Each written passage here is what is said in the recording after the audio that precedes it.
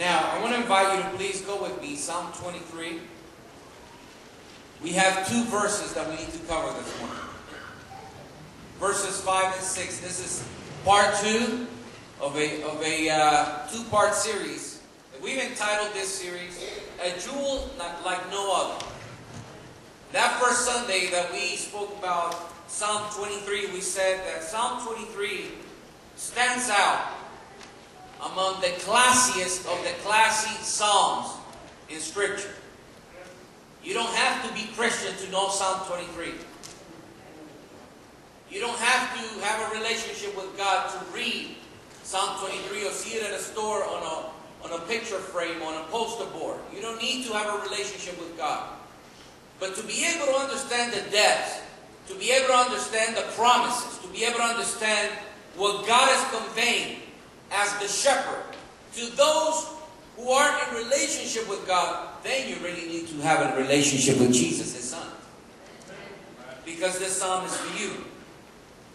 I'd like to start with verse 4. If you remember, verse 4 is the verse where the language begins to take a more intimate, a more personal address. The he, the third person, becomes now the second singular pronoun in you. He is no longer, God is no longer a he, as if he is at a distance, as if he is somewhere else. Now he becomes a you, meaning I am in relationship with you. The psalmist is expressing to God, I am in relationship with God, with you, God. So even though, verse 4, I walk through the valley of the shadow of death, I fear no evil, for you are with me. Your rod and your staff, they comfort me. Now, we went through the meaning and the reason why the shepherds have a rod and have a staff. And we explained that the rod involves rescue. The rod has a feminine root in its original language because it conveys care. It conveys love. It conveys going after that which you love. But the staff, the word staff in its original language has a masculine root. And it has to do with discipline. It has to do with strength. It has to do with being able to defend. The staff was a defensive and an offensive tool at the same time for the shepherd to safeguard the flock. So it's important for us to understand that verse 4 is the turning point. Is where God is a he, but now he becomes you because we're in a relationship with him. But today we're going to cover verse 5 and verse 6. Verse 5 says, you prepare a table before me in the presence of my enemy. You have anointed my head with oil. My cup overflows. Surely, verse 6, surely goodness and love will follow me all the days of my life, and I will dwell in the house of the Lord forever. Verses 5 and 6, in the time that we have before us, verses 5 and 6 provide the best culmination, the best summary, the best way for the psalmist to end, to bring to a close such a classy psalm. Why is that, you may ask? Well, number one, in verse 5 is where God is already a shepherd. Verse 1, 2, and 3, God is already the shepherd. Verse 4 tells us that we can go anywhere. We can walk anywhere. We can walk in the darkness and still have light by our side because the shepherd is with us. So verses 1 through 4, God is the shepherd of the flock. God is he who guides me, who protects me, who walks by my side.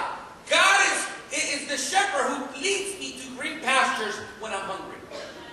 But verse 5 gives a different perspective of who God is for the sheep, who God is for the flock as the shepherd. Verse 5 says, you prepare a table before me in the presence of my enemies. Now God is a host. In verse 5, God brings out how good of a host he is to those that come into his presence. How good of a who are part of his flock. Now, why is this so important? How do we know how good of a host he is?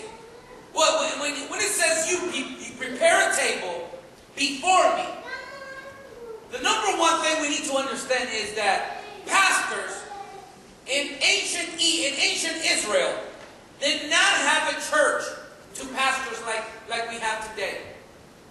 The imagery we get is a pastor who is out in the field, who is sleeping in the cage with his flock, and he is roaming the fields looking for green pastures. So there's no palace, there is no building. The sanctuary is not in the field, the sanctuary is in Jerusalem. So the imagery we get is a man who has a rod and has a staff and is leading the sheep to find green pastures and fresh water. So when we reach verse 5, and the psalmist says, you prepare before me a table in the presence of my enemies. You and I may ask, okay, where are your enemies if you're out in the field? Where is the table? Where is the banquet table? If the only thing that's found in the field is just pasture, rocks, animals, foxes. Remember the foxes we spoke about? Did I speak about the foxes in the English service? I don't think I did as much as I did in the Spanish. But that's the only thing that's out there. But the psalmist says, you prepare for me a table in the presence of my enemies. Now, I want to appeal to your imagination. Think of yourself taking a hike or taking a hike in the mountains, in the fields, in the prairie. Where do you prepare a table? You don't carry a table with you. You don't carry chairs to set up a banquet in the middle of nowhere. But in ancient Israel, the shepherds, they didn't need to carry a table. They didn't need to carry forks, knives, and spoons. They didn't need to have a table appropriately set up. They didn't need to have a tea set, where to set tea or where to put the butter. The table was set up with linen. The table was the floor. They didn't need chairs. All they needed was just to have a seat on the floor, spread linen on the ground, and set the table. So when the psalmist says, you prepare a table before me, is actually giving the picture of someone who's observing someone else set up a banquet. So the psalmist is observing God setting up a banquet for the psalmist as his sheep. So what does that mean? That means that God takes a walk into the field. Listen up, church. God takes a walk into the field right where you are.